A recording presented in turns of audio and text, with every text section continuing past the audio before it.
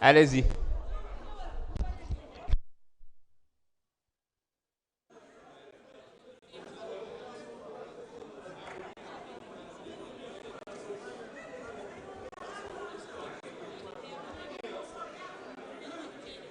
Président, 5 minutes là, hein? C'est temps, mais 5 minutes. 5 minutes là. Voilà. Merci, Monsieur le Président. Je vous remercie pour cette li nga nangu ci règlement intérieur bi. Monsieur le ministre, effectivement, vous avez dit que c'est un exercice sérieux. C'est pourquoi dans ma déclaration de tout à l'heure, je l'ai dit et je l'ai rappelé. Et je me suis fondé sur une loi cadre qui avait été votée en 2022. Et à l'article 24, vous le connaissez bien, qui parle de référentiel des politiques publiques au Sénégal. En ce qui concerne mes collègues, tout à l'heure, le président de la Commission des Finances dit que oui, on veut retarder le débat. Non, parce que je pense que c'est un débat parlementaire. Su fekkee ne dañu ñëw li ñuy wax ñu teg ko ci ay article teg ko ci yoon wax exactement nangam, le plus important bu fekkee xam nga li ngay wax wala xam nga lan mooy débat parlementaire wala yow exactement li nga xam ne moom la ñuy wax am nga ay argument solide. Je pense que le plus important moom mooy nga répondre ci argument solide. Le ministre de l'économie a dit ici sur la dette, monsieur le ministre, effectivement vous avez parlé de chiffres, vous avez parlé que vous avez trouvé une calamité, mais man li may laaj dafa leer dañu wax ne rapport IGF mais na ngeen ko génne rapport Mazars bi nga xam ne transparence ngeen ne yéen vous êtes transparent génne leen rapport Mazars. Bulletin statistique de la dette wax nga ne di ngeen ko génne, mais depuis juin 2024, monsieur le ministre, ce bulletin est invisible. Donc quand on parle de transparence et que tous ces documents que je viens de citer ne sont pas connus du grand public, nan la ñu mën a xamee que li ngeen di def c'est un rapport sérieux, que li ñuy def c'est quelque chose boo xam ne sénégalais yi dañ ciy jariñu, que li ñuy voté fii dina leeraay boo xamante ni sénégalais yi dinañ xam exactement ñu ne la loi des finances recettes yi fii la jógee lii lañ koy dugal avant ñu yegg si dette bi nangam la, alors que le ministre de l'économie a dit publiquement ici aujourd'hui en contredisant le premier ministre que la dette bi nga xamante ne nii moom mooy ma ne le ministre de l'économie a contredit ici le premier ministre Ousmane Sonko ne li nga xam ne moom mooy dette bi nga xam ne moom la ñuy wax effectivement xam nañu lan la, mais la dette là n'avait pas fait l'autorisation de l'Assemblée nationale. Mais Assemblée nationale nan lay autoriser dette société boo xamante ni nii ñëwagul, parce que bu fekkee ne dañuy autoriser c'est parce que dañuy am ay engagement yoo xam ne dafay nekk dans la loi de finances initiale. Mais une dette contingente plus une dette centrale bi nga xamante ni nii ñun ñëpp xam nañ lan la, les sociétés ñu ne ñi ngi doon fay dette boobu, mais l'État a garanti, mais l'État buy garantir seulement su fekkee défaut de paiement lay d'État di intervenir, monsieur le ministre xam nga loolu.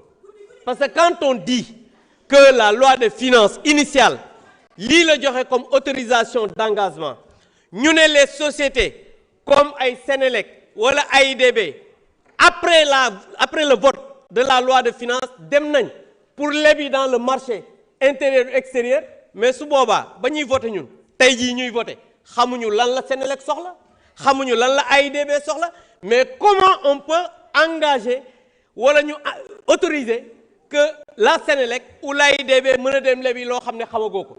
Donc état bi bu fekkee ne maintenant ces sociétés viennent pour leb, c'est en ce moment que l'État garantit pour que ëllëg mu mën a am une garantie souveraine qui permet à l'État que quand il y a défaut de paiement ñu mën a intervenir. Donc je pense que monsieur le ministre des Finances, ce que vous avez dit tout à l'heure, moi je pense que moom mooy que da ngay amuser la galerie, parce que jusqu'à présent c'est vrai vous êtes un excellent financier, vous avez été excellent pendant tout le débat, mais aujourd'hui vous n'avez pas encore répondu à nos requêtes, c'est-à-dire les rapports yi nga xam ne jàpp nañ ne su fekkee ne bëgg ngeen transparence, il faut que ces rapports soient publiés pour que sénégalais yi xam dette bi nga xam ne moom ngeen di wax fan la nekk, ñaata lay coûter sénégalais yi pour l'année 2026, afin que demain qu'on puisse se faire une idée sur cette affaire. Je vous remercie. Merci. Je mets aux voix, s'il vous plaît. Écoutez bien, je mets aux voix. Écoutez, s'il vous plaît. Sinon, vous allez vous tromper. Hein? Je mets aux voix. Ah.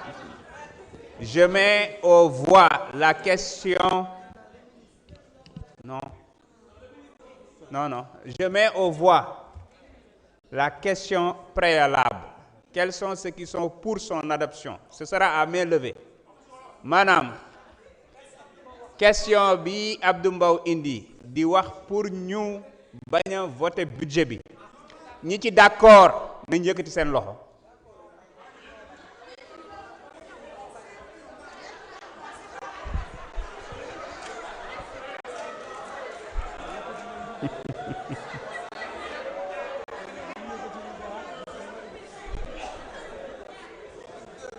Quels sont ceux qui sont contre? ñan ñoo ci d'accordul?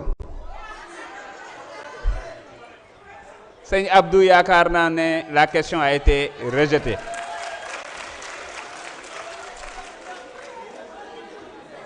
ñan ñoo ci mandu? Comme toujours.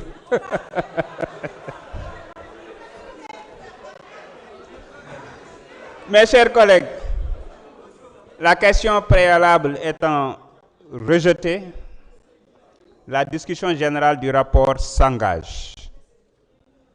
Vous pouvez insérer vos cartes et demander la parole. Ce sera un seul débat.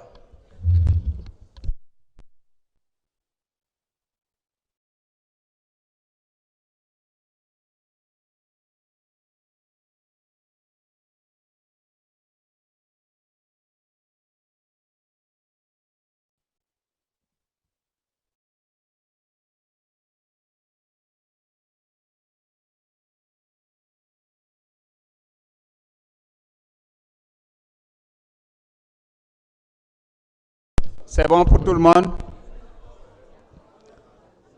La liste est close.